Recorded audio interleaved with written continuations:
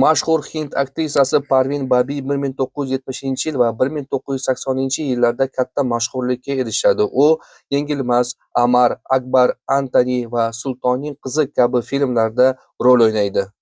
Parvin Babi filmlarda 19 yoshda tushishni boshlaydi. Ayniqsa Amar, Akbar, Antony filmidan keyin uni butun Hindiston yaxshi ko'rib qoladi. U haqiqiy go'zallik ramzi hisoblangan edi. Ammo mashhurlik ko'p davom etmaydi va tez orada aktrisaga shizofreniya kasalligi tashxisi qo'yiladi. Aktrisaning o'zi o'zining kasalligini rad etadi. Uning aytishicha, hamkasblari uni ataylab kasalga chiqarib, uni nomini qora qilmoqchi bo'lishgan. Aktrisa har doim uni kimdir kuzatayotganligidan shikoyat qiladi va bunda u hammani ayblashni boshlaydi va tez orada unga ikkinchi kasalligi tashxisi qo'yiladi, ya'ni diabet kasalligi. Va diabet kasalligi rivojlanib ketgandan keyin aktrisaning oyog'ini kesib tashlashga majbur bo'lishadi.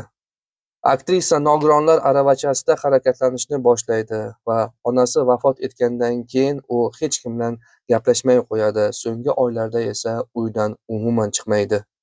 Parvin Babi 2005-yilda yolg'izlikda vafot etadi. Sud-ekspertizaning xulosasiga ko'ra, aktrisa ochlikdan vafot etgan.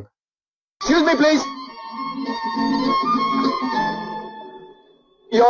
ये आपका your purse? जी नहीं, ये मेरा नहीं है। आपका नहीं है? नहीं। तो फिर ये किसका है? जाएगा। Oh, ma'am, you can have your purse. Out. Thank you. Miss.